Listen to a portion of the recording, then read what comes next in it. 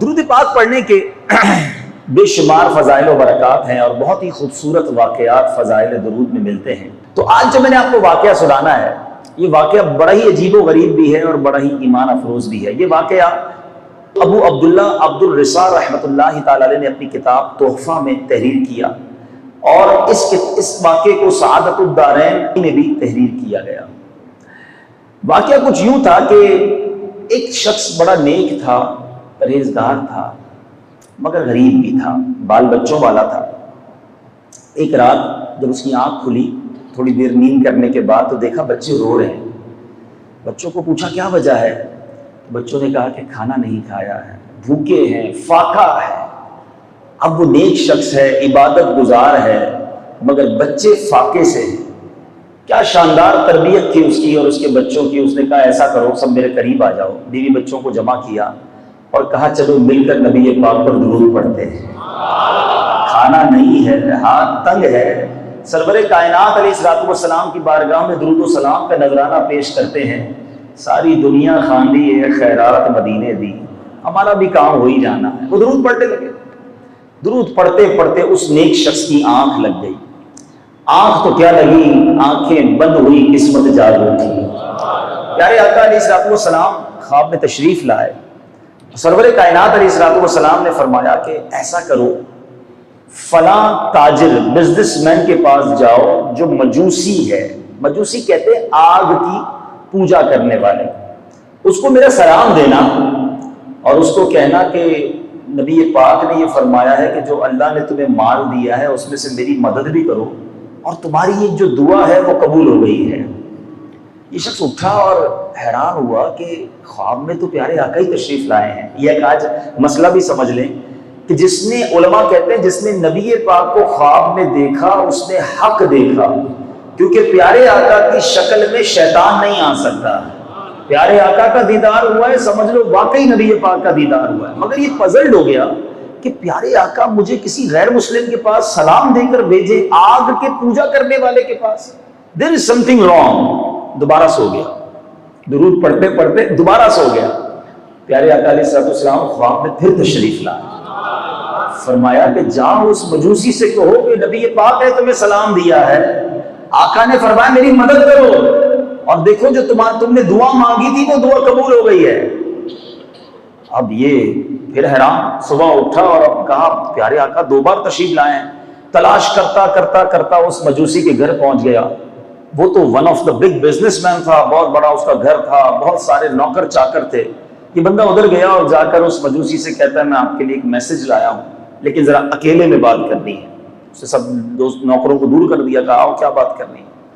کہا حضور میسج یہ ہے کہ میں اپنے نبی کا میسج لایا ہوں اور انہوں نے آپ کو سلام ارشاد فرمایا ہے۔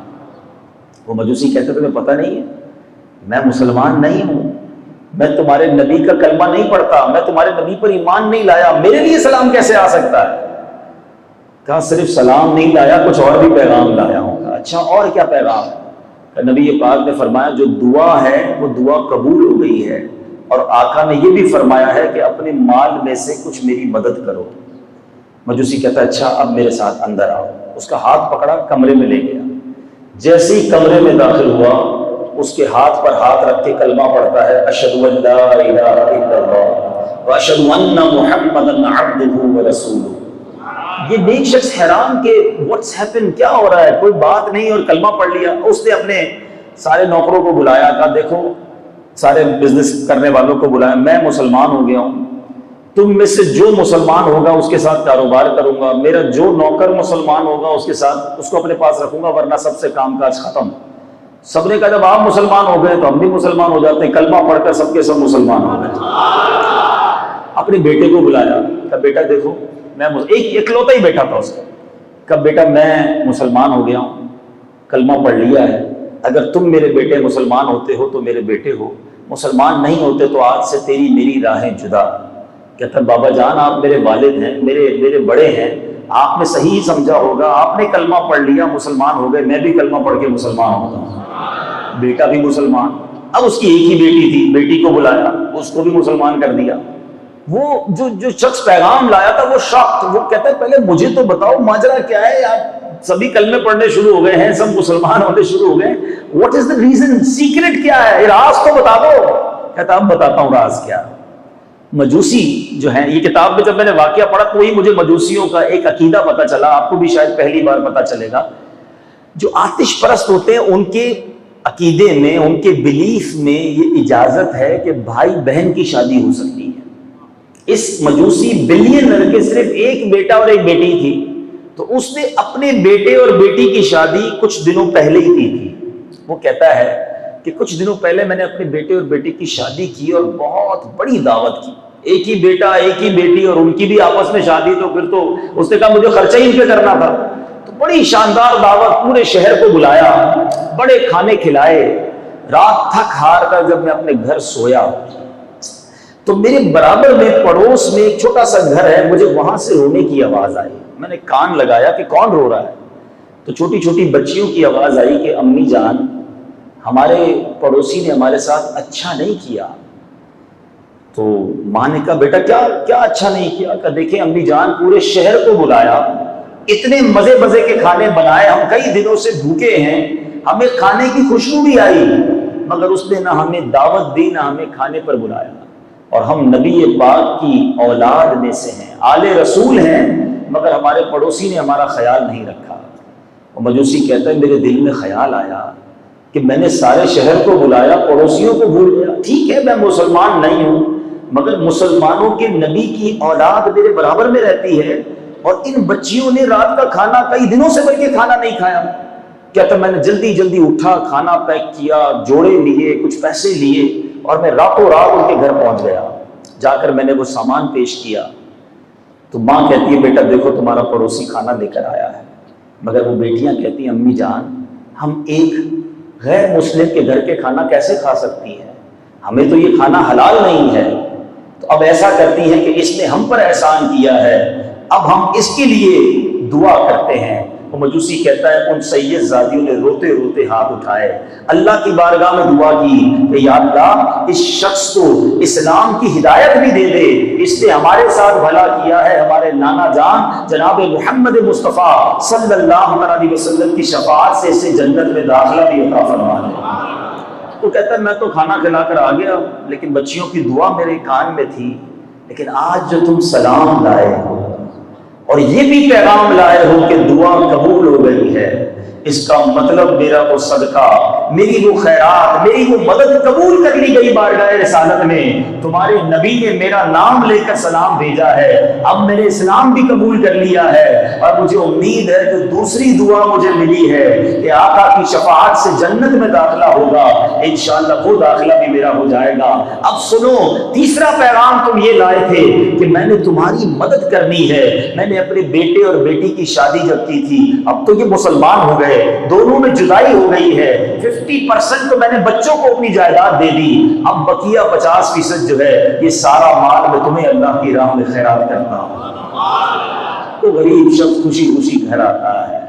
میٹھے اسلامی بھائیوں، یہ واقعہ اگر میں آج کچھ اور بیان نہ بھی کروں نا، صرف اسی واقعے پر میں اگر مدنی پھول دینا شروع کروں کہ کیا کیا لیسن ملتا۔ سب سے پہلا لیسن، شخص غریب تھا، نمازی تھا، عبادت گزار تھا، مگر کیسا غریب تھا کہ بچے رات کو بھوکے سوئے ہوئے ہیں، مگر اس نے کیا کیا؟ اٹھ کر بچوں کو روتا دیکھ کر کیا خودکشی کے بارے میں سوچا؟ کیا اللہ کی بارگاہ میں کمپلینس کرنا شروع کر دی؟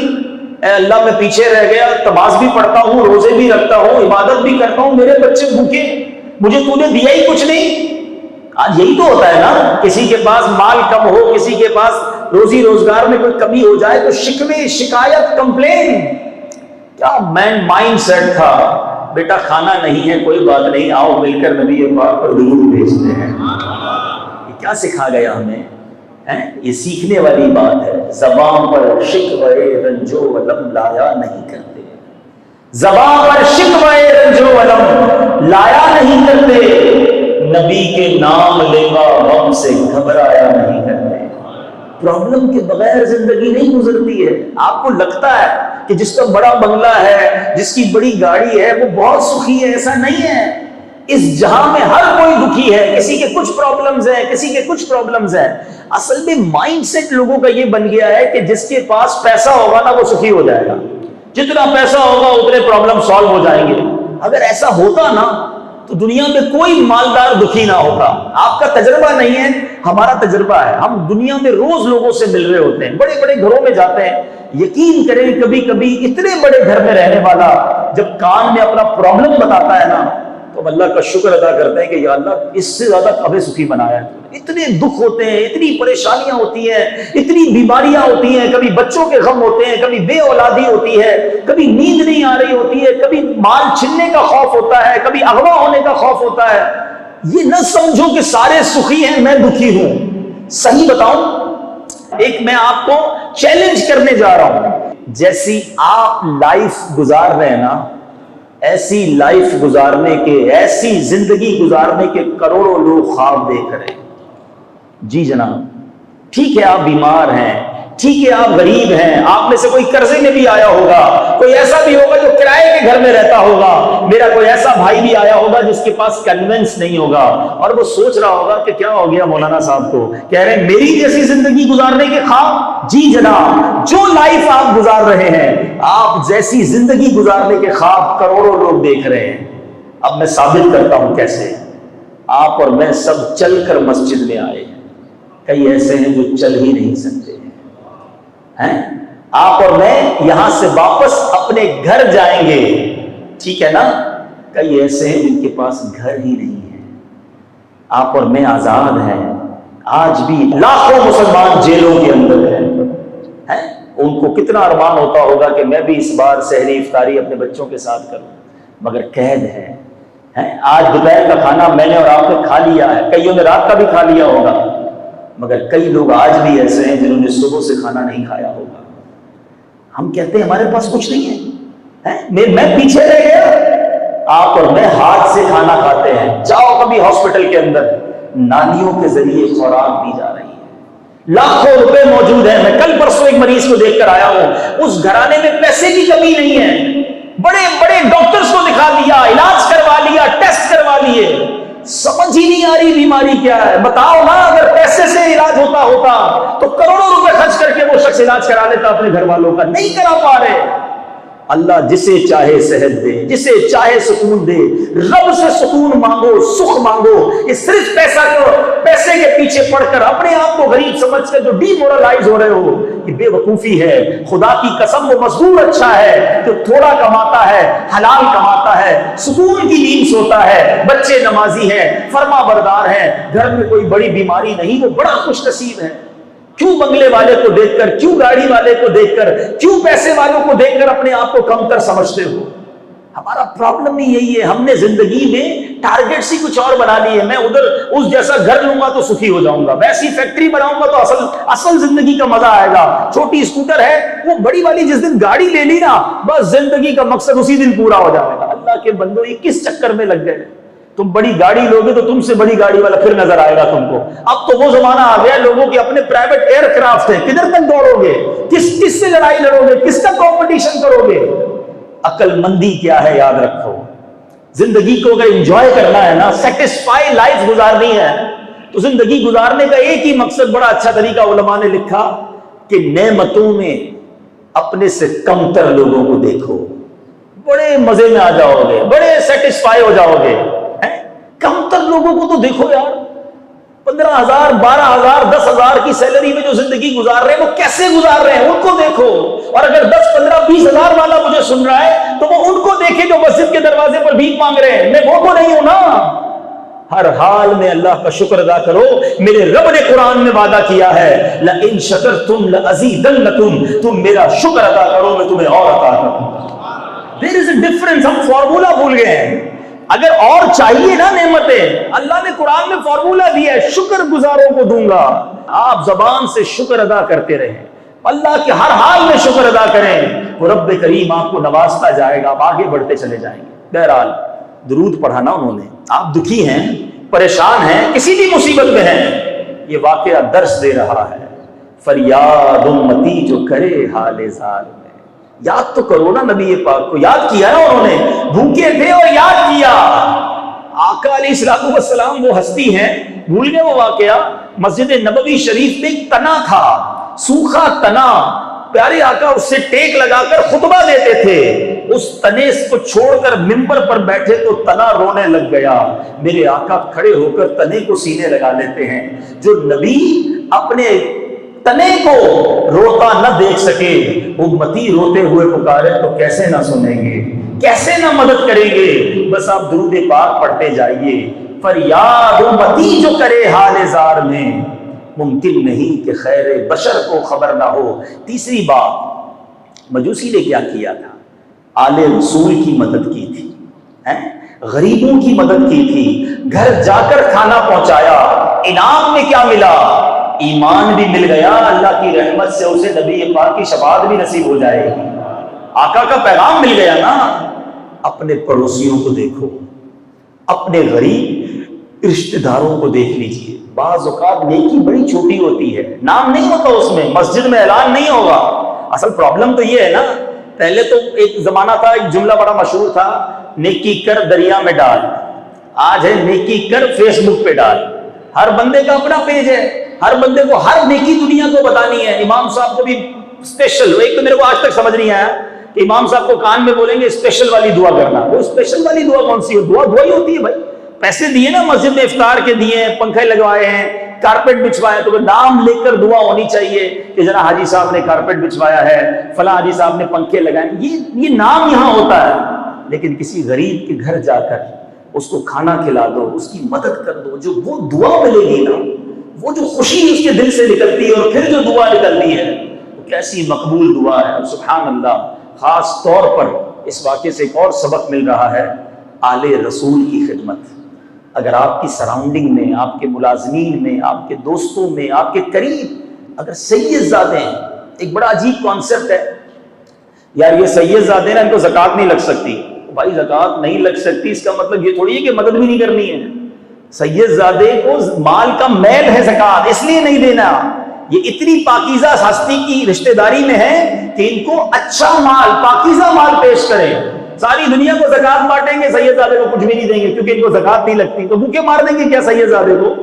ان کو ایکسٹرا خدمت کریں، سرکار کی آل ہے، ان کی خدمت کرو گے تو نبی پاک کا فیضان نصیب ہوگا۔ شعر تو ساری جھوم جھوم کر پڑھتے ہیں کہ تیری نسل پاک میں ہے بچہ بچہ نور کا، تو ہے عین نور، تیرا سب گھرانہ نور کا۔ سچی بات بتاؤ، اپنی روزی کا ہو سکے نا، یا اپنے منافع کا ایک چھوٹا سا حصہ، بلکہ 1% ہی کیوں نہ ہو، تو آل رسول کے لیے الگ کیا کرو کہ یہ بس اس پیسے سے صرف سید زادوں کی خدمت کروں گا، نبی پاک کی آل کو تلاش کر کے جو غریب ہیں ان کی ہیلپ کروں گا۔ آپ سوچو تو صحیح، آپ کن کی خدمت کر رہے ہو، کس نسبت سے کر رہے ہو؟ جب نبی پاک ملاحظہ فرمائیں گے تو آپ کی جھولی کیسے بھریں گے، آپ کے کام کیسے سیدھے ہو جائیں گے؟ تو بات ساری اچھی نیت کی ہے۔ تو بہرحال درود پاک ایک ایسا وظیفہ ہے میٹھے اسلامی بھائیوں، آپ کسی بھی پرابلم میں ہوں گھبرائیں نہیں، درود پاک کو شروع کیجئے اور پڑھتے رہیے، پھر دیکھیں آپ فیل کریں گے آپ کے سامنے سے مشکلیں کیسے حل ہو رہی ہیں، آپ کے پرابلم ٹھیک ہونے لگ جائیں گے، برڈن آپ کا جو ہے وہ ریلیز ہونے لگ جائے گا۔ اللہ تعالیٰ مجھے اور آپ کو کثرت کے ساتھ درود پاک پڑھنے کی توفیق عطا فرمائے۔ میٹھے اسلامی بھائیوں، ماشاءاللہ آج کا یہ اجتماع، اس کا ٹاپک اتنا خوبصورت ہے، اس کی جس کو آپ کہیے کہ تمہید اتنی پیاری ہے، استقبال ماہ رمضان۔ کیا مہینہ ہے رمضان کا، مسلمان اس کے آنے کے لیے ایکسائٹڈ ہیں، عاشقان رمضان انتظار کر رہے ہیں، گھڑیاں گن رہے ہیں، سبحان اللہ۔ یہ بڑا اچھا انداز ہے کہ ماہ رمضان کی آمد کے اجتماع منعقد کیے جائیں تاکہ ریمائنڈر کال ہو جائے، ہمیں یہ پتہ چل جائے کہ کیسے گزارنا ہے رمضان، جو مسٹیکس رمضان میں ہو جاتی ہیں اس سے ہم بچ جائیں۔ سب سے پہلے اس مہینے کی سگنیفیکنس، اس کی اہمیت کا اندازہ کیجئے کہ اللہ تبارک و تعالیٰ نے اس مہینے کے بارے میں قرآن میں کیسا تذکرہ کیا ہے۔ ایک ہی مہینہ ہے، یاد رکھیے، 12 مہینوں میں ایک ہی مہینہ ہے جس کا ذکر قرآن میں ہے، اور سبحان اللہ رب فرماتا ہے شہر رمضان الذی انزل فیہ القرآن ہدی للناس ببینات من الہدی والفرقان فمن شہد منکم الشہر فلیصم وَمَنْ كَانَ مَرِيضًا أَوْ عَلَى سَفَرٍ فَعِدَّةٌ مِّنْ أَيَّامٍ أُخَرَ يُرِيدُ اللَّهُ بِكُمُ الْيُسْرَ وَلَا يُرِيدُ بِكُمُ الْعُسْرَ وَلِتُكْمِلُوا الْعِدَّةَ وَلِتُكَبِّرُوا اللَّهَ عَلَى مَا هَدَاكُمْ وَلَعَلَّكُمْ تَشْكُرُونَ۔ اب ذرا ترجمہ سنیے۔ رمضان کا مہینہ جس میں قرآن اترا، لوگوں کے لیے ہدایت اور رہنمائی اور فیصلے کی روشن باتیں ہیں، تو تم میں جو کوئی یہ مہینہ پائے۔ اب آرڈر، پہلے مہینے کی اہمیت، کیسا مہینہ؟ قرآن کے نزول کا مہینہ، لوگوں کی ہدایت والا مہینہ۔ پھر آگے فرمایا اب تم میں سے کوئی یہ جو مہینہ پائے ضرور اس کے روزے رکھے، اور جو بیمار ہو یا سفر میں ہو اب فلیکسیبلٹی، پہلے آرڈر روزے رکھنے ہیں، اب فلیکسیبلٹی۔ کیا خوبصورت انداز ہے قرآن کا۔ اب بیمار ہو یا سفر میں ہو تو اتنے روزے اور دنوں میں، یعنی بعد میں وہ روزے رکھ لے۔ اللہ عز و جل تم پر آسانی چاہتا ہے اور تم پر دشواری نہیں چاہتا، اور اس لیے کہ تم گنتی پوری کرو اور اللہ عز و جل کی بڑائی بولو، اس پر کہ اس نے تمہیں ہدایت کی اور کہیں تم حق گزار ہو۔ میٹھے اسلامی بھائیوں، اس خوبصورت آیت میں جو میسج ہے رمضان کی اہمیت اور پھر اس کے روزوں کا حکم۔ روزے میرے میٹھے اسلامی بھائیوں وہ عبادت ہے، یہ باطنی، بہت ساری عبادت وہ ہیں جو ہم کرتے ہیں لوگوں کو پتہ چل جاتا ہے، نماز پڑھتے ہیں لوگ دیکھ لیتے ہیں، ٹھیک ہے نا، ہم بہت سارے نیکی کے کام کرتے ہیں لوگوں کو پتہ چل جاتا ہے۔ روزہ وہ عبادت ہے جب تک بندہ نہ بتائے کسی کو پتہ نہیں چلتا، باطنی عبادت ہے، اور اللہ باطنی عبادت کو بہت پسند فرماتا ہے۔ یقیناً اسلام میں فلیکسیبلٹی ہے۔ یہ عجیب بات ہے، آج کل جو دو دین سے دور ہے وہ عجیب عجیب باتیں کرتے ہیں کہ جناب اسلام میں بڑی سختی ہے۔ اگر میرے ساتھ کوئی بیٹھے تو میں اسے پروف کر دوں کہ the most flexible religion on earth، ساری کائنات میں سب سے زیادہ فلیکسیبلٹی والا اگر کوئی مذہب ہے جس میں آسانیاں ہیں، الحمدللہ وہ ہمارا مذہب اسلام ہے۔ مسافر ہیں تو روزے بعد میں رکھ لیں، بیمار ہیں تو بعد میں رکھ لیں، آپ اگر وضو نہیں کر سکتے تو تیمم کر لیں، کھڑے ہو کے نماز نہیں پڑھ سکتے تو بیٹھ کے پڑھ لیں۔ کدھر سختی ہے؟ بیٹھ کے نہیں پڑھ سکتے لیٹ کے پڑھ لیں، لیٹ کے بھی نہیں پڑھ سکتے اشاروں سے پڑھ لیں۔ عورتوں کے پاکی کے دن نہیں ہے تو نمازیں معاف کر دی گئی، روزے اس کو بعد میں رکھنے کا حکم دے دیا گیا۔ ہر موقع پر اگر آپ مشکل میں ہیں، اسلام نے آپ کے لیے فلیکسیبلٹی دی ہے۔ پیسے ہیں، سال گزرا ہے تو زکوٰۃ ہے، پیسے ہیں، استطاعت ہے تو حج فرض ہے، مال نہیں ہے کوئی حج فرض نہیں ہے، مال نہیں ہے کوئی زکوٰۃ فرض نہیں ہے۔ اسلام کا کون سا حکم ہے جو ہمیں جبری طور پہ کرنے کا حکم دیتا ہے؟ ہمارا مذہب وضو کے لیے جناب زخم لگ گیا، پٹی باندھی ہے، کوئی ضروری نہیں ہے پٹی اتارنے کی، اس کے اوپر تیمم کر لیں۔ سب چیزوں کا علاج اور حل موجود ہے۔ پرابلم کیا ہے؟ لوگ جو دور ہیں دین سے وہ سمجھتے ہیں بڑا مشکل ہے، جو دین کے اندر آتا ہے اس کو پتا چلتا ہے کہ اس سے اچھا تو مذہب ہی کوئی نہیں ہے۔ لوگ کہتے ہیں جناب اسلام انجوائمنٹ کا منع کرتا ہے، اسلام فیملی ٹائم کو منع کرتا ہے، حالانکہ بخاری کی حدیث ہے، جا بجا میرے آقا ارشاد فرماتے ہیں تم میں بہترین وہ ہے جو اپنے گھر والوں کے ساتھ بہترین ہے۔ میرے آقا خود گھر کا سودا سلف لے کے جاتے ہیں، نبی پاک بچوں کے ساتھ کھیلتے بھی تھے، بچوں کو پیار بھی کرتے تھے، اپنی ازواج کے ساتھ بھی محبت کا برتاؤ کرتے۔ پہلے دل سے اسلام اگر کوئی قبول کر لے اور اس کی تعلیمات کو پڑھتا چلا جائے تو میں تو یہ سمجھتا ہوں کہ بندہ اگر صحیح طریقے سے پریکٹسنگ مسلم بن جائے، اس کی فیملی لائف بھی زبردست ہو جاتی ہے، اس کی بزنس لائف بھی زبردست ہو جاتی ہے، اس کی سوشل لائف بھی بڑی اعلیٰ ہو جاتی ہے۔ تو بہرحال یہ بات ضرور ہے کہ بیمار کو روزے کی چھوڑنے کی اجازت ہے، لیکن اب ایک بڑا عجیب سا فینومینا، ایک عجیب سی پرابلم یہ شروع ہو گئی ہے۔ سر میں درد ہے اس لیے روزہ نہیں رکھا، زکام بڑا ہو رہا تھا اس لیے روزہ نہیں رکھا، یار آج بڑی گرمی تھی آفس میں بڑا کام تھا اس لیے روزہ نہیں رکھا۔ نہیں میرے میٹھے اسلامی بھائی، یہ مذاق ہے۔ اللہ کی طرف سے جو فرض کیا گیا ہمارے، پہلے سمجھو روزہ کیا ہے۔ 5 پلر ہیں اسلام کے، بچپن سے پڑھتے آ رہے ہیں نا، نماز، روزہ، حج، زکوٰۃ اور کلمہ، ایمان لانا۔ تو روزہ تو پلر آف اسلام میں ہے، بیسکس آف اسلام میں ہے، اور آج روزے قضا ہو رہے ہیں۔ کبھی بھی یہ نہ کہیے گا کہ جناب تھوڑی سی طبیعت خراب تھی اس لیے روزہ چھوڑ دیا۔ ڈاکٹر بھی آج کل اگر کوئی ڈاکٹر بیٹھا تو اس سے بھی میری گزارش ہے، ہر مریض کو کہہ دیتا ہے تم روزے نہیں رکھنا، شوگر کے مریض روزے مت رکھنا، بلڈ پریشر پرابلم روزے نہیں رکھنا۔ اللہ کے بندو کیوں دوسروں کے روزے اپنے اوپر لے رہے ہو؟ آپ بھی سمجھیے، ڈاکٹر کے کہنے سے روزہ معاف نہیں ہوگا۔ واقعی اگر ایسی بیماری ہے کہ جس پہ روزہ رکھنے سے آپ کی بیماری شدت اختیار کر جائے، جان جانے کا خوف ہو جائے یا مرض بہت بڑھ جائے، اس کا آسان طریقہ کیا ہے کہ اگر آپ بیمار ہیں، آپ اپنی اس بیماری کا پرابلم کسی عالم دین سے شیئر کیجیے۔ ڈاکٹر ہے، عالم دین نہیں ہے، شریعت کا حکم ڈاکٹر کیسے بیان کرے گا؟ ڈاکٹر کی جو سجیشن ہے وہ عالم دین سے ڈسکس کیجیے کہ جناب مجھے یہ پرابلم ہے اور ڈاکٹر کہتا ہے کہ روزہ نہ رکھیں، اب آپ کو صحیح عالم دین یا مفتی صاحب کہتے ہیں کہ ٹھیک ہے آپ روزہ نہ رکھیں، پھر روزہ چھوڑیں، ورنہ ایسا نہ ہو کہ آپ شدید گناہ گار ہو جائیں۔ روزے سے مت کہو مجھے کام ہے، اپنے کام سے کہو کہ مجھے روزہ رکھنا ہے۔ اتنی محنت میں گرمی میں مزدوری کرنے والے یہ ہمارے پٹھان بھائی یہ روزہ رکھتے ہیں، اور آج چھوٹا موٹا کام کرنے والا کہتا ہے جناب میں تھک جاتا ہوں اس لیے روزہ نہیں رکھتا۔ کام کم کر دیں، تھوڑا آرام بڑھا دیں، مگر روزہ ضرور رکھیں۔ روزہ دار اللہ کو کتنا پسند ہے آپ کو پتہ ہے؟ روزہ جب ہم رکھتے ہیں ہمارے منہ میں اسمیل آتی ہے، بو آتی ہے، ہم پیسٹ نہیں کر سکتے روزے میں، تو اب جب بو آتی ہے نا افطار سے پہلے، سبحان اللہ حدیث کا مضمون ہے کہ روزہ دار کے منہ سے جو بو آتی ہے وہ اللہ تعالیٰ کے نزدیک مشک کی خوشبو سے زیادہ افضل ہے۔ اللہ کو اتنی پسند ہے یہ۔ روزہ دار کا سونا بھی عبادت ہے، روزہ دار کی ہر سانس کو اسے نیکی ملتی ہے، لیکن شرط یہ ہے کہ روزہ۔ اب ایک اور عجیب پرابلم ہے، رکھ لیا روزہ، آپ نے کہا نا چلو مولانا صاحب روزہ رکھ لیا ہے، اب روزے کے بعد کیا کر رہے ہیں؟ باقی تو سارا دن تو موبائل پہ کھیلنا ہے نا، ٹائم بھی تو پاس کرنا ہے۔ روزہ رکھا ہے تو ٹائم پاس کرنا ہے، اب ٹائم پاس پہ کیا کرنا ہے؟ ہمارے پاس سب کے پاس موبائل آ گیا، انٹرنیٹ آ گئے، پتہ نہیں کون کون سے گیم آ گئے، روزے میں گیم کھیل رہے ہیں، روزے میں فیس بک کے اوپر پتہ نہیں کیا کیا دیکھ رہے ہیں، معاذ اللہ فلمیں ڈرامے تک سنا لوگ دیکھتے ہیں کہ ٹائم پاس کرنا ہے۔ رات کو سارے دوست مل کر تاش کھیل رہے ہیں، کیوں؟ وہ رات گزارنی ہے نا، رمضان کی سحری تک جاگنا ہے۔ استغفر اللہ، رمضان اس لیے نہیں آیا میرے میٹھے اسلامی بھائیوں، شاید لوگوں کو پتہ نہیں ہے۔ میں آپ کو ایک ایگزامپل کے ذریعے سمجھاتا ہوں۔ ہم میں سے بہت سارے، ہم سارے گناہ گار لوگ ہیں، بہت ساری غلطیاں کرتے ہیں، کسی کی زبان پر ہو سکتا ہے گالی گلوچ ہو جو کہ غلط ہے، لیکن وہ مسجد میں آ کر گالی دیتا ہے۔ بتائیے مسجد میں کوئی گالی دے تو آپ کیا کریں گے؟ شرم نہیں آتی مسجد میں گالی دے رہے ہو؟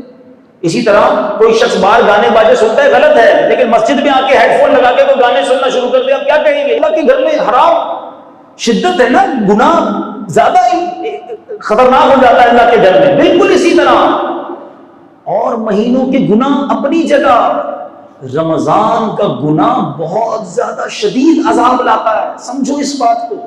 رمضان نارمل مہینہ نہیں ہے، شیطان کو بند کر دیا گیا ہے نا، جو ہمیں برگلاتا ہے، جو ہمیں بہکاتا ہے وہ قید ہے، اور بندہ رمضان میں بھی گناہ کر رہا ہے، رمضان میں بھی فلمیں، رمضان میں بھی ڈرامے، رمضان میں بھی میوزک، رمضان میں بھی بے حیائی، رمضان میں بھی جھوٹ، رمضان میں بھی گالی، رمضان میں بھی جھگڑا۔ ابھی تو پلاننگ ہو رہی ہوگی نا کہ رات کو کون سی گلی میں نائٹ ٹورنامنٹ ہونا ہے۔ استغفر اللہ، یہ رمضان اس لیے آیا ہے کہ ہم رمضان کی راتیں سمجھو، رمضان کی راتوں میں رحمت کا ندا دینے والا فرشتہ ندا دیتا ہے کوئی مانگنے والا کہ اس کی مراد پوری کی جائے، ہے کوئی توبہ کرنے والا کہ اس کی توبہ قبول کی جائے، ہے کوئی سوالی کہ اس کا سوال پورا کیا جائے۔ سنو حدیث پاک میں میرے آقا فرماتے ہیں، جس کا مضمون ہے جب رمضان کی پہلی رات آتی ہے اللہ تعالیٰ زمین والوں پر نظر رحمت فرماتا ہے، اور جن پر نظر رحمت فرمائے گا ان کو کبھی بھی عذاب نہیں دے گا۔ سچ بتاؤ ہمارا حال کیا ہونا چاہیے تھا؟ سارا سال گناہ کیے ہیں، اب تو جولی پھیلائے، دامن پھیلائے حاضر ہو جانا تھا۔ اے اللہ گناہگار آیا ہے، بدکار آیا ہے، رمضان کی پہلی رات ہے، اے اللہ تو رحمت کی نگاہ فرمائے گا، ہمیں محروم نہ کیجیے، ہم گناہگاروں پر بھی رحمت کی نگاہ فرما۔ روزانہ افطار کے وقت حدیث پاک کے مضمون کے مطابق 10 لاکھ گناہگار جہنم سے آزاد کیے جائیں گے۔ ذرا بتاؤ تو صحیح، 1 ملین گناہگار بخشے جا رہے ہیں۔ افطار کے وقت میرا ایٹیٹیوڈ کیا ہونا چاہیے تھا؟ سارے گھر والے دسترخوان پر بیٹھتے، ہاتھ اٹھتا، آنسو بہتے کہ اے اللہ آج بھی 10 لاکھ بخشے جائیں گے، مالک آج بخشے جانے والوں میں میرا نام لکھ دے، میرے بچوں کا نام بھی لکھ دے، میرے ماں باپ کا نام بھی لکھ دے، ہمیں محروم نہ کیجیے۔ مگر ہمارا افطار میں تو افراتفری ہوتی ہے، شربت آیا نہیں آیا، پکوڑے آئے نہیں آئے، چاٹ بنا کے نہیں بنا، گھر میں ہنگامہ، الٹا اس میں بھی لڑائی۔ ہر گھر میں ایسا لگتا ہے افطار کے وقت بیوی کو برا بھلا ہی کہہ رہے ہوتے ہیں، ارے وہ بھی انسان ہے، کمپیوٹر تھوڑی ہے بیچاری، اس نے بھی روزہ رکھا ہے، گرمی کے دن ہے، کچھ چیز کبھی پیشی ہو گئی، چھوڑو ساری چیزیں، آؤ بیٹھو اور دعا مانگو، یہ مانگنے کا وقت ہے۔ لیکن ٹوٹلی مائنڈ چینج ہے ہمارا۔ رمضان کہ اگر ہم تھورلی ایٹ اے گلانس اگر دیکھیں کہ رمضان کی تیاری کیا ہو رہی ہے اس وقت، چلے صرف کراچی پر نظر دوڑاتے ہیں تو نکلے ذرا روڈوں پر، جتنے سپر اسٹور ہیں اس پہ آپ کو لائنیں نظر آئیں گی، گاڑی پارکنگ کی جگہ نہیں ہے. کیوں بھائی؟ رمضان کی شاپنگ ہو رہی ہے، گھر والوں کو شربت لینا ہے، کیچپ لینی ہے، سموسے کی چیزیں لینی ہے. اچھا بھائی، اور کیا تیاری ہو رہی ہے؟ جتنے ریسٹورنٹ ہیں ان کے بعد بورڈ لگنا شروع ہوئے ہوں گے، سحری آفر، افطاری آفر، رات کو دیر سے مڈ نائٹ آفر. اچھا جناب، اور آگے جائیں تو نوجوان کی ٹیمیں بنی ہوئی ہوں گی کہ بھائی کرکٹ ٹورنامنٹ کدھر ہونے والا ہے، یہ پلاننگ ہو رہی ہے. مجھے بتاؤ تو صحیح کہ یہ رمضان کیا فوڈ فیسٹیول ہے؟ اب رمضان کو سمجھ کیا رہے ہیں؟ اچھا، کئی ہمارے دکاندار بھائی بیٹھے ہوں گے جنہوں نے یہ معلوم کرنا شروع کر دیا ہوگا 4-5 روزہ تراویح کدھر ہے. 5 دن میں تراویح پوری کریں گے پھر تو مارکیٹ ساری رات کھولنی ہے، پھر دکانیں کھولنی ہیں. باقی فیملی سے پوچھو آپ کا کیا پلان ہے، ان کا کہنا ہے یہ 10-15 روزے کے بعد روزانہ رات کو شاپنگ سینٹر جانا ہے، عید کی تیاری کرنی ہے. یہ پوری تیاری میں تلاوت کہاں ہے؟ عبادت کہاں ہے؟ فلاں اسکیم، افطاری اسکیم، تلاوت اسکیم کدھر ہے؟ کس نے پوچھا کہ بھائی رات کون سی جگہ ہے جہاں میں بیٹھ کر دعائیں مانگ سکوں، میں کچھ تلاوت قرآن، کچھ قرآن سمجھ سکوں؟ رمضان کو کیا بنا دیا ہم نے؟ شاپنگ، پکنک، کھانا پینا. کئی ایسے لوگ ہیں جن کا رمضان میں پورے روزے رکھتے ہیں پھر بھی 5 کلو وزن بڑھ جاتا ہے. بندہ بولے یار روزے رکھے کیا کیا؟ بولا وہ سحری میں اس لیے زیادہ کھایا کہ سارا دن بھوکا رہوں گا، افطاری میں اس لیے زیادہ کھایا کہ سارا دن بھوکا رہا تھا، اور رات کو بیچ میں ایک بار پھر کھایا کہ پھر موقع نہیں ملے گا. 4 بار تو کھانے کھاتے ہو. تو رمضان کو تو بنا ہی کچھ اور دیا ہے. ایسا نہ کیجیے. پیارے آقا علیہ الصلوۃ والسلام کے بارے میں بتاتا ہوں، نبی پاک کا رمضان کیسے ہوتا تھا. سب سے بہتر تو نمونہ وہی ہے نا ہمارے پاس. آؤ پیارے آقا کا آپ کو شیڈیول بتاتا ہوں، نبی پاک کیسے رمضان گزارتے تھے. بی بی عائشہ صدیقہ رضی اللہ تعالی عنہا فرماتی ہے کہ جب رمضان آتا میرے آقا علیہ الصلوۃ والسلام بستر منور پر تشریف نہ لاتے تھے. پورا مہینہ نبی پاک اپنے بستر پر نہیں آتے تھے، بس عبادت پر کمر بستہ، پلان تیار. کہتی رنگ مبارک تبدیل ہو جاتا تھا، پیارے آقا کا رنگ متغیر ہو جاتا تھا، خوف خدا طاری رہتا تھا، رات بھر دعائیں کرتے، گر گڑاتے. نبی پاک بستر چھوڑ دیتے اور ہم بستر چھوڑنے کے لیے تیار نہیں ہوتے رمضان میں. Look at the difference. اتنا سوتے ہیں. ویسے میرا یہ مشورہ تو ہے ان لوگوں کو کہ جو گناہ سے نہیں بچ سکتے نا، فلمیں، ڈرامے، موبائل، ادھر ادھر، بہتر ہے سو جاؤ بھائی. گناہ سے بچنے کے لیے نیند کر لو وہ ٹھیک ہے، لیکن جاگ کر گناہ کرنا اس کی اجازت نہیں. لیکن نبی پاک بستر پر نہ آتے. بی بی عائشہ فرماتی ہے، ویسے صحابہ کرام کہتے ہیں نبی پاک سے بڑھ کر کوئی سخی نہیں ہے، مگر پیارے آقا کا رمضان میں دریائے سخاوت ایسے بہتا تھا جیسے تیز آندھی چلتی ہے. اس سے بھی زیادہ نبی پاک سخاوت فرماتے، جو آتا اسے عطا فرماتے، جو آتا اسے عطا فرماتے. رمضان میں نبی پاک کا دوسرا کام، پہلا کام کم آرام کرنا، دوسرا کام سخاوت کرنا، تیسرا کام نبی پاک قرآن کا بہت زیادہ دور فرماتے، تلاوت کرتے.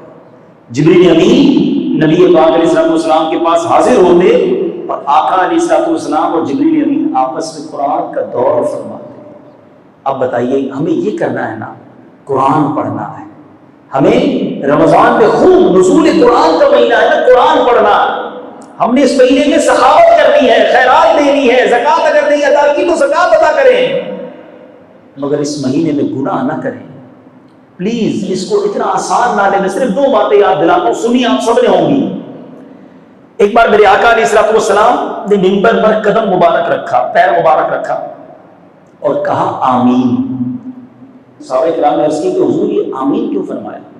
ایک تو صحابہ کرام کا یہ بڑا کمال تھا، جو بھی ان یوزول چیز دیکھتے تھے، نبی پاک کی کوئی بھی غیر معمولی کام دیکھتے کوسچن کر لیتے، سوال کر لیتے، جواب بھی مل جاتا، ہمارا بھی بھلا ہو جاتا. ہم تو اس دور میں نہیں تھے، ہمیں آج پتہ چل گیا. پیارے آقا نے فرمایا آمین. صحابہ نے کہا حضور کیوں آمین فرمایا؟ کہ جبریل امین آئے تھے، آ کر دعا کی کہ یا اللہ جو رمضان کو پائے اپنی مغفرت نہ کروا سکے وہ ہلاک و برباد ہو جائے، وہ بدبخت ہو جائے. پیارے آقا فرماتے میں نے اس دعا پر آمین کہی ہے. سوچو دعا کرنے والا کون ہے؟ فرشتوں کا سردار روح الامین جبریل امین. اور دعا پر آمین کہنے والا کون ہے؟ نبیوں کا سردار. There is no doubt. قبولیت میں اب کوئی شک نہیں ہے، قبول ہی قبول ہے. اب سوچئے جس نے رمضان پایا اور مغفرت نہ کروا سکا وہ برباد ہو جائے گا. تو کیا تاش کھیلنے والے کی مغفرت ہو جائے گی؟ کیا فلمیں ڈرامے دیکھنے والا اللہ کو راضی کر لے گا رمضان میں؟ جھوٹ بولنے والا، لڑائی کرنے والا، جھوٹی قسمیں کھا کے اپنا مال بیچنے والا، ملاوٹ کر کے اپنے سودے بیچنے والا رمضان میں کیسے بخشا جائے گا؟ اس مہینے میں بچانا پڑے گا اپنے آپ کو، چینج کرنا پڑے گا اپنی عادتوں کو، تب جا کے کوئی بخشش کی صورت بنے گی نا. پھر اللہ کی بارگاہ میں التجا کریں گے تو کرم ہوگا. گناہ بھی جاری اور کہیں میں بخشا جاؤں گا. سوچیے. اچھا کچھ لوگ سمجھتے ہیں کہ رمضان میں آٹومیٹکلی ٹھیک ہو جاؤں گا. دیکھیے یاد رکھیں رمضان میں یقیناً شیطان بند ہوتا ہے، مگر جو عادتیں ہم نے بگاڑی ہوئی ہیں نا اپنی، وہ ساتھ ہی ہوتی ہیں. جس کی لڑائی کی عادت ہے، جس کی گالیوں کی عادت ہے، جس کی جھگڑے کی عادت ہے، وہ رمضان میں بھی کر رہا ہوتا ہے. بلکہ رمضان کے تیسرے 3-4 روزے تو ڈر ہی لگا رہتا ہے کہ روڈ پہ جھگڑے ہی ہو رہے ہوتے ہیں، کیونکہ نئے نئے روزے رکھے ہوتے ہیں. کئیوں کی سگریٹ چھوٹ گئی ہوتی ہے، کئیوں کے پان چھوٹ گئے ہوتے ہیں. ہر آدمی دوسرے سے لڑنے کے لیے تیار ہوتا ہے افطار سے پہلے. تو رمضان اس لیے تھوڑی آیا کہ آپ اپنا غصہ کسی اور کے اوپر اتاریں، آپ گالی دیں، آپ لڑائی کریں. نہیں، معافی، درگزر. صرف کھانے پینے کا روزہ نہیں ہے، سمجھیے آنکھوں کا بھی روزہ ہے، کان کا بھی روزہ ہے، زبان کا بھی روزہ ہے. پیارے آقا علیہ الصلوۃ والسلام کا یہ فرمان یاد رکھو. نبی پاک فرماتے ہیں، جو حدیث پاک کا مضمون ہے، جو بھوکا پیاسا رہے، رمضان میں روزہ رکھے اور گناہوں سے باز نہ آئے، تو اللہ کو ایسے شخص کے بھوکا پیاسا رہنے کی کوئی حاجت نہیں ہے. خالی بھوکا ہی پیاسا رہے، باقی سارے کام ہو رہے ہیں، تو یہ کون سا روزہ ہے؟ سمجھیے اس بات کو. اور ایک اور بڑی اہم بات، ایک بار مولا علی کرم اللہ تعالی وجہ الکریم ایک قبرستان کے پاس سے گزرے. آپ نے قبر کو دیکھا اور اللہ کی بارگاہ میں فریاد کی، مولا مجھے اس قبر کے حالات دکھا دے. قبر کے حالات دکھا دیے گئے، آپ پر ظاہر کر دیے گئے. دیکھا کہ اس قبر میں مردے کو آگ کے اندر لوٹ پوٹ کیا جا رہا ہے. وہ مردہ چیخ کر مولا علی سے کہتا ہے، یا علی میری مدد کیجئے، انا غریق فی النار و حریق فی النار، مدد کیجئے. مولا علی نے اللہ کی بارگاہ میں ہاتھ اٹھائے، یا اللہ اس کی بخشش کر دے. ارشاد ہوتا ہے، اے علی آپ اس کی سفارش نہ کریں، یہ بندہ وہ ہے جو رمضان میں دن میں تو روزے رکھتا تھا، رات گناہوں سے باز نہیں آتا تھا. اب رمضان میں گناہ کرنے والا سوچے، ڈر جائے. ہم جیسے آدمی کو تو زیادہ ڈرنا چاہیے، جو روز گناہ کرتا ہے اس کو ڈرنا چاہیے رمضان میں بھی میرے سے تو گناہ ہو جائیں گے. شاید اب بہت سو کو بات سمجھ آئے گی کہ یہ دعوت اسلامی والے پورے مہینے کا اعتکاف کیوں کراتے ہیں. یہ بہت کمال کی سوچ ہے کہ بلا شیخ طریقت امیر اہل سنت کی. گناہ سے بچنا بڑا مشکل ہے. اگر گناہ سے بچ کے رمضان گزارنا ہے تو بہترین طریقہ یہ ہے کہ پورا مہینہ ہی اعتکاف میں بندے ہوئے بیٹھ جائے، اللہ کے گھر میں بیٹھ جائے. امید ہے گناہ سے بچ جائے گا اور خوب عبادتیں کر لے گا. ایک درد ہے، کوشش ہے میری بھی کہ میں بھی اور آپ بھی، ہم سب مل کر کسی طرح یہ رمضان ایسا گزاریں کہ اس میں ایک بھی گناہ نہیں کریں گے انشاءاللہ. نیت کر لو انشاءاللہ اس ماہ رمضان میں ایک بھی گناہ نہیں کریں گے انشاءاللہ. اب تلاوت قرآن جیسے ہم نے سنا کہ پیارے آقا اس مہینے میں خوب تلاوت قرآن کرتے ہیں. اب میں ہاتھ نہیں اٹھواؤں گا ورنہ بہت بڑی تعداد ہم پہ وہ ہے جن کو قرآن پڑھنا ہی نہیں آتا، صحیح تلفظ کے ساتھ قرآن سیکھے ہی نہیں ہیں. یہ درست نہیں ہے میٹھے اسلامی بھائی. یہ کیسی زندگی ہے مسلمان کی جس کو قرآن پڑھنا نہیں آتا؟ تو خدا را قرآن سیکھنے والے بن جاؤ. کوئی بات نہیں، جتنی بھی عمر ہو گئی ہے، سفید داڑھی ہو گئی، کوئی بات نہیں، ہمت کریں. بغیر قرآن سیکھے دنیا سے نہیں جانا. آخری بات، نبی پاک کا ایک انداز ماہ رمضان میں خوب سخاوت فرماتے ہیں. تو آپ سے بھی گزارش ہے، خوب سخاوت کیجئے گا، کنجوسی نہ کیجئے، زکوٰۃ بھی پوری دیں. ایک بڑے دکھی دل سے آج میں یہ بات کر رہا ہوں کیونکہ ہمارا بہت سامنا رہتا ہے، ملاقاتیں رہتی ہیں لوگوں سے. یہ پہلے نہیں دیکھنے کو ملتا تھا، مگر اب ایسا فیل ہوتا ہے کہ بڑی تعداد اپنی زکوٰۃ پوری ادا نہیں کرتی. یاد رکھیے میٹھے اسلامی بھائی، یہ مال کا میل ہے. زکوٰۃ نہ دے کر آپ اپنے پورے مال کو میلا کر رہے ہیں. یہ مال عذاب ہو جائے گا، یہ مال بیماریاں لائے گا، یہ مال کیسے چلا جائے گا آپ کو پتہ بھی نہیں چلے گا۔ آپ اگر چاہتے ہیں آپ کا مال سیکیور رہے، آپ کا مال بڑھتا رہے، آپ کے مال کی حفاظت ہو، حدیث پاک میں میرے آقا فرماتے ہیں زکوٰۃ دے کر، حدیث کا مضمون ہے زکوٰۃ دے کر اپنے مال کو مضبوط قلعوں میں قید کر لو، یعنی اپنے مال کو سیکیور کر لو، تو پوری حساب لگا کر پورے 2.5% آپ کو زکوٰۃ دینی ہے، کچھ زیادہ دے دیں، کم نہیں ہونی چاہیے۔ اور یہ فیلنگ مت لایا کرو اتنے سارے زکوٰۃ کے بن گئے، اتنے سارے پیسے نکل جائیں گے، 10 لاکھ روپے جس کی زکوٰۃ بنتی ہے اس کو ٹینشن شروع ہو جاتی ہے۔ اللہ کے بندے تجھے 10 لاکھ کی ٹینشن ہے، اللہ نے 4 کروڑ دیے تو 10 لاکھ بنے ہیں نا، شکر ادا کر اللہ کا۔ جس کی جتنی زیادہ زکوٰۃ بن رہی ہے اس کی ٹینشن اتنی بڑھ رہی ہے، اس کا تو شکر بڑھنا چاہیے تھا۔ اللہ تو نے مجھے دینے والا بنایا، مانگنے والا نہیں بنایا ہے۔ ذرا سوچو نا، آپ زکوٰۃ جس کو دے رہے ہیں آپ بھی اس کی جگہ ہو سکتے تھے، میں بھی ہو سکتا تھا۔ کوئی آ کر ہمارے گھر میں راشن مانگنے آتا ہے، کوئی علاج کے پیسے مانگنے آتا ہے، ہم دیتے بھی ہیں، کہتے ہیں میں نے زکوٰۃ دی، میری کیا اوقات جو میں نے زکوٰۃ دی، اللہ نے مجھے مال دیا، اس قابل بنایا تو میں نے زکوٰۃ دی ہے۔ یہ فقط رب کا احسان ہے۔ وہ عقل ہوشیاری سے، آپ کی ایفرٹ سے پیسے نہیں ملتے، اگر واقعی محنت سے پیسے ملتے ہوتے تو سارے مزدور کروڑپتی ہو چکے ہوتے ہیں۔ اگر ہوشیاری سے پیسے ملتے ہوتے، جتنے اسکول ٹیچر پروفیسر ہیں، کتنے جینیس ہوتے ہیں، وہ سارے اربوں ہوتے۔ وہ بیچارہ ٹیچر ہی رہتا ہے، اس کا شاگرد کروڑپتی بن جاتا ہے۔ اللہ جسے چاہتا ہے عطا فرماتا ہے، جس کو دیا ہے وہ شکر گزار بن جائے، زکوٰۃ کو بوجھ نہ سمجھے۔ قارون کا سارا خزانہ جو غرق ہوا تھا اس کی وجہ یہی تھی کہ اس کے پاس اربوں خربوں بلکہ اس سے بھی زیادہ تھے، مگر جب اس کو حضرت موسیٰ نے زکوٰۃ کا حکم دیا، اس نے زکوٰۃ کا حساب بنایا، اس کی زکوٰۃ بھی کروڑوں اربوں میں بن رہی تھی، اس کا دل بیٹھ گیا اتنے سارے پیسے کیسے دوں، اللہ نے اسے بھی غرق کر دیا، اس کے مال کو بھی غرق کر دیا۔ زکوٰۃ کو بوجھ نہ سمجھنا۔ اگر کوئی میرا ایسا بھائی بیٹھا ہے جو پوری زکوٰۃ نہیں دیتے، پچھلی زکوٰۃ کا بھی حساب کرنا ہوگا، آپ اللہ کی قسم زکوٰۃ نکال کر دیکھیں، اگلے سال آپ میرے سامنے آ جائیے گا، اللہ نے آپ کی زکوٰۃ میں اور اضافہ کر دیا ہوگا، مال بڑھ گیا ہوگا نا، زکوٰۃ بھی بڑھ جاتی ہے۔ زکوٰۃ دینے میں بخل نہ کریں۔ اب یہ مائنڈ سیٹ بنتا ہے کہ یار اتنے سارے پیسے تو ابھی تو نکل جائیں گے نا اکاؤنٹ سے۔ اس کو میں ایک مثال سے سمجھاتا ہوں۔ کسی شخص کا کھیت ہو اور ایک بندہ 4 بوری بیج لے کر جائے، سیڈز، اور اس پورے کھیت میں 4 بوری ڈال کر واپس آ جائے، تو کوئی بے وقوفی ہوگا جو کہے گا یار 4 بوری تو چلی گئی تیری، ضائع ہو گئی۔ عقل مند آدمی کیا کہے گا، یہ 4 بوری ڈال کر آیا ہے، تھوڑے دنوں میں کئی ٹرک بھر کر واپس آئے گا۔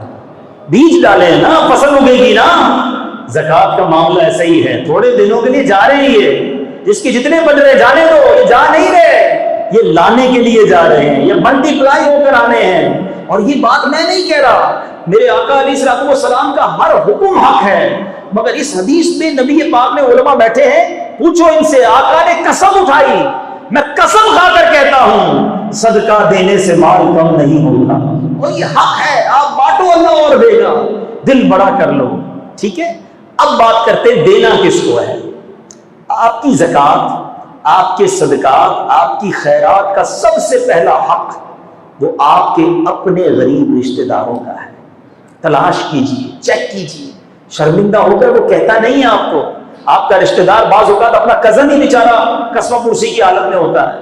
ہاں یہ ضرور ہے، اگر وہ زکوٰۃ کا مستحق نہیں اور پھر بھی غریب ہے تو آپ اس کو نفلی صدقے سے مدد کریں، مگر سب سے پہلے اپنے غریب رشتہ داروں کا خیال رکھیں، کیونکہ حدیث پاک کا مضمون ہے اللہ تعالیٰ بروز قیامت ان لوگوں پر نگاہ رحمت نہیں فرمائے گا جو غیروں کو بانٹتے رہے ان کے اپنے پریشان۔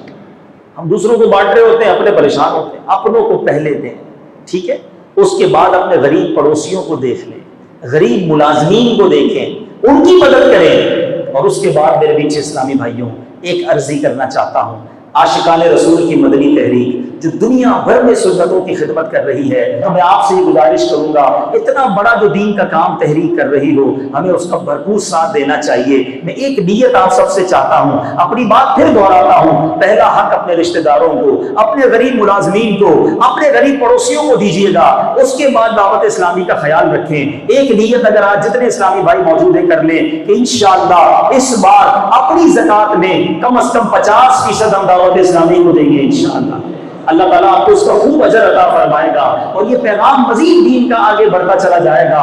اللہ کی رحمت سے یہ کام اور آگے بڑھے گا تو امت کی اصلاح ہوتی چلی جائے گی۔ اللہ کریم سے دعا کرتے ہیں رب کریم ہم سب کو ماہ رمضان صحت اور عافیت کے ساتھ نصیب فرمائے، اس مہینے کی برکتیں عطا فرمائے۔ اللہ کریم ہم سب کو اس مہینے میں خوب تلاوت قرآن کرنا نصیب فرمائے اور اپنی راہ میں دل کھول کر خرچ کرنا نصیب فرمائے۔ ایک بات پھر یاد دلا دیتا ہوں، رمضان میں کوئی گناہ نہیں کریں گے۔ ہاں، جب بھی موبائل اٹھانا نا تو سوچ لینا خریدا بھی میں نے ہے، پیسے بھی میرے ہی لگے ہوئے ہیں، انٹرنیٹ کے پیسے بھی میں دے رہا ہوں، اور یہی میرا موبائل مجھے جہنم میں تو نہیں لے جا رہا۔ نہیں چاہیے ایسا موبائل، نہیں چاہیے ایسی کوئی ڈیوائس جو میری ساری روحانیت کا بیڑا غرق کر دے۔ تو رمضان میں کوئی گناہ نہیں کریں گے، اللہ تعالیٰ عمل کرنے کی توفیق عطا فرمائے۔ الحمدللہ رب العالمین والصلاة والسلام علی سید المرسلین یا ارحم الراحمین یا ارحم الراحمین یا ارحم الراحمین یا ربنا یا ربنا یا ربنا یا ربنا یا ربنا یا اللہ یا رحمان یا رحیم یا اللہ یا رحمان یا رحیم یا اللہ یا رحمان یا رحیم۔ اللهم ربنا آتنا في الدنيا حسنة وفي الآخرة حسنة وقنا عذاب النار وقنا عذاب القبر وقنا عذاب الحشر وقنا حساب الميزان۔ اللهم أجرنا من النار، اللهم أجرنا من النار، اللهم أجرنا من الشيطان۔ يا مقلب القلوب ثبت قلبي على دينك، یا مصرف القلوب صرف قلبی علی طاعتک۔ اللہم بلغنا رمضان بصحت و عافیہ۔ اے رب کریم، اے گناہگاروں کو بخشنے والے، تیرے دربار میں تیرے گناہگار سیاہکار بندے ہاتھ اٹھائے سر جھکائے حاضر ہیں۔ اے اللہ مانتے ہیں بڑے گناہ کیے ہیں، بڑی خطائیں کی ہیں، بڑی امید لیے آئے ہیں کہ برکتوں والا رحمتوں والا مہینہ آئے گا، گناہ گاروں کی بخششیں ہوں گی اور ہمارا بھی کام بن جائے گا۔ اے اللہ پہلی التجا تو یہ ہے کہ ہمیں صحت کے ساتھ عافیت کے ساتھ ماہ رمضان سے ملا دے۔ اے اللہ ہمیں پورے روزے رکھنا نصیب فرما، رمضان کی ساری تراویح پڑھنا نصیب فرما۔ اے اللہ ماہ رمضان کی پہلی رات جو تو اپنے بندوں پر نگاہ رحمت فرمائے، اس خاص نعمت کو حاصل کرنے والوں میں ہمارا نام بھی لکھ دے۔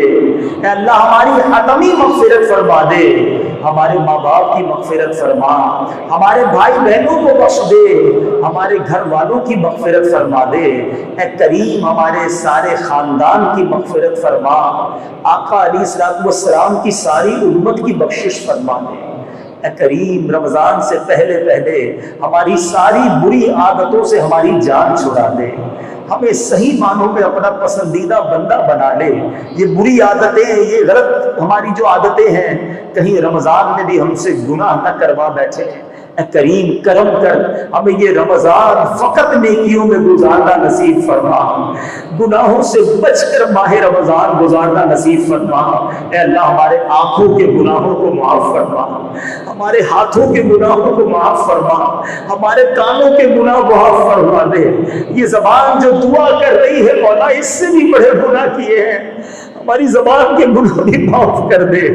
اے کریم ہم پورے کے پورے گناہوں میں گرفتار ہیں، مگر تو چاہے تو سارے گناہ معاف ہو سکتے ہیں۔ اگر تو نے ہم سب کو معاف کر دیا، اگر تو نے ہم سب پر رحمت فرما دی، تیری قسم تیری رحمت میں کمی نہیں ہوگی۔ اگر ہمیں جنت میں تو نے داخل کیا، تیری جنت میں جگہ کم نہ پڑے گی۔ میرے مولا تیرا کچھ نہ جائے گا، ہمارا بیڑا پار ہو جائے گا۔ اے اللہ بس آج ہماری جھولیوں میں مغفرت کی خیرات ڈال دے، بس آج ہم سب سے سدا کے لیے راضی ہو جا۔ اے اللہ اب جو باقی زندگی ہے وہ قرآن والی زندگی ہو جائے، نماز والی زندگی ہو جائے، درود والی زندگی ہو جائے، عبادت والی زندگی ہو جائے۔ اے اللہ بس ہمیں اب باقی زندگی عبادت میں گزارنا نصیب فرما، آقا کی سنتوں پر عمل کر کے زندگی گزارنے کی توفیق عطا فرما۔ اے رب کریم ہمارے بچوں کو بھی نیک کر دے، ہمارے بچوں کو ہماری مغفرت کا ذریعہ بنا دے۔ اے کریم بہت دور دور سے تیرے بندے آئے ہیں، اور بڑی امیدیں لیے آئے ہیں کہ مبارک اجتماع ہوگا، پھر دعا مانگیں گے. کوئی بیمار ادھر آیا ہے، کوئی بیمار کو گھر چھوڑ آیا ہے. اے شفا دینے والے، ڈاکٹر منع کرتے تو کیا ہوا، ڈاکٹروں نے ڈرا دیا ہے پھر بھی کوئی غم نہیں. مولا تو بغیر دوائی کے شفا دینے پر قادر ہے. کرم کر ہمارے سارے مریضوں کو شفا عطا کر دے. اے اللہ ہمارا یہ یقین ہے کہ تو ہر چاہے پر قادر ہے. انک علی کل شیء قدیر. میرے مولا ہمیں اپنی قدرت کا نظارہ دکھا. ہم گھر جائیں تو ہمارے مریض اچھے ہو چکے ہوں. ہمارے مریضوں کو شفا عطا کر دے، انہیں ان کے پیروں پر کھڑا کر دے. اے اللہ یہ طرح طرح کی بیماریوں، طرح طرح کے انجیکشن، طرح طرح کی ڈرپوں سے ہماری جان چھڑا دے. ڈائلسس کے مریضوں کے گردے اچھے کر دے، شوگر کے مریضوں کی شوگر ٹھیک کر دے. ایسی صحت دے دے مولا کہ بڑی ہمت کے ساتھ عبادت کر سکیں اور رمضان کے پورے روزے رکھ سکیں. اے رب کریم ہمارے گھر والوں میں بھی جو بیمار ہیں، ہم میں جو بیمار ہیں، اے شفا دینے والے ہمیں شفا عطا کر دے. اے کریم جو بے اولاد ہے انہیں نیک اور صالح اولاد عطا کر دے. اولاد والوں کی اولاد کو والدین کی آنکھوں کا نور بنا دے. اے اللہ روٹھوں کو بنا دے، بچھڑوں کو ملا دے. اے کریم جو جس مشکل میں پریشان ہے، کوئی قرضے میں ڈوبا ہوگا، کسی کے اپنے پیسے کہیں پھنس گئے ہوں گے. اے اللہ کوئی بے روزگار ہے، کسی کا روزگار تو ہے مگر پیسے پورے نہیں ہوتے، مہنگائی نے کمر توڑ دی ہے. اے کریم کرم کر، اے اللہ کرم کر، ہم سب کی مشکلیں آسان کر دے. ہمارے دکھوں کو سکھ میں بدل دے، ہماری پریشانیوں کو خوشیوں میں بدل دے. تیرے سوا کون ہے جس کے دربار میں فریاد کرے؟ تیرے سوا کون ہے جو بے چینوں کو چین عطا کرے؟ اے قرار دینے والے، اے چین دینے والے، اے سکھ دینے والے، آج تیرے بندے تیرے دربار میں فقیر حاضر ہیں. اللہ تو غنی ہے، ہم فقیر ہیں. اللہ غنی و نحن فقراء. اے اللہ اپنے ان فقیروں کی جھولیوں کو بھر دے، آج سب کی مرادوں کو پورا کر دے. رمضان سے پہلے پہلے ہمارے دکھ دور کر دے. رمضان سے پہلے پہلے ہمارے دکھ دور کر دے. ہمیں رمضان خوشیوں کے ساتھ عطا فرما. جن کے گھروں میں لڑائی جھگڑے ہیں، جن بھائی بہنوں بیوی بچوں رشتہ داروں میں دوریاں ہیں، اے اللہ رمضان سے پہلے سب کو جوڑ دے. خوشیوں کے ساتھ اپنوں کے ساتھ ہمیں رمضان نصیب فرما. اے اللہ کئی خوش نصیب رمضان میں حرمین جاتے ہیں، کئی حج کی تیاریوں میں مصروف ہیں. اے اللہ ہم پر بھی کرم کر، ہمیں بھی جلدی جلدی حرمین طیبین کی حاضری نصیب فرما. مکے مدینے کی حاضریاں ہمارا مقدر فرما دے. اے اللہ جب تک زندہ رکھیو ایمان والی، عافیت والی، صحت والی، اے اللہ ہمیں زندگی عطا کرنا.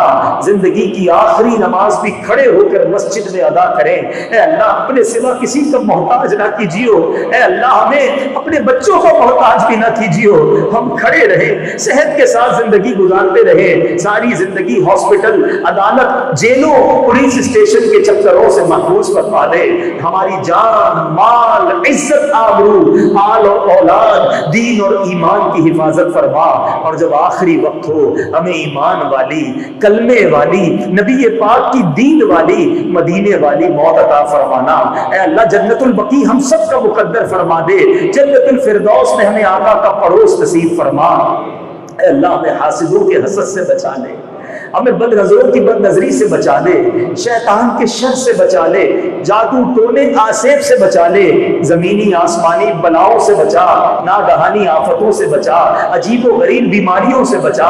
بس اللہ چین والی، عافیت والی، سکون والی زندگی عطا فرما. اے میرے مالک ہم کو زوال نعمت سے بچانا، زوال نعمت سے بچانا. جو بات بنی ہوئی ہے مولا بنائے رکھنا. ہمارے جو عیب چھپے ہوئے ہیں مولا وہ عیب چھپائے رکھنا. جو تو نے عزت دی ہے مولا وہ عزت بچائے رکھنا. ادھر بھی عزت عطا فرما، ادھر بھی عزت عطا فرما.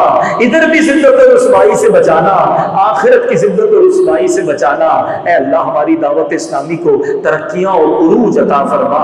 قبلہ امیر اہل سنت، تمام علماء اور مشائخ اہل سنت اور ہمارے والدین کا سایہ ہمارے سروں پر تادیر قائم و دائم فرما. اے اللہ ہمارے وطن عزیز پاکستان کی خیر فرما.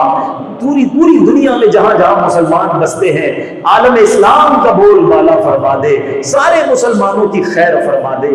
اللہم ربی یسر ولا تعسر اللہم ربی یسر ولا تعسر، اللہم ربی یسر ولا تعسر وتمم لنا بالخیر یا فتاح وبک نستعین۔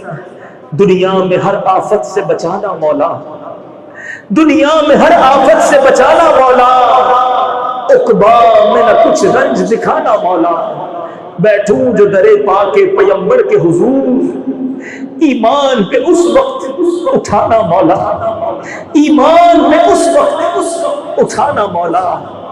برکت ان اللہ وملائکتہ یصلون علی النبی یا ایھا الذین آمنوا صلوا علیہ وسلموا تسلیما، صلی اللہ علی النبی الامی وآلہ صلی اللہ علیہ وسلم، صلاۃ و سلام علیک یا سیدی یا رسول اللہ۔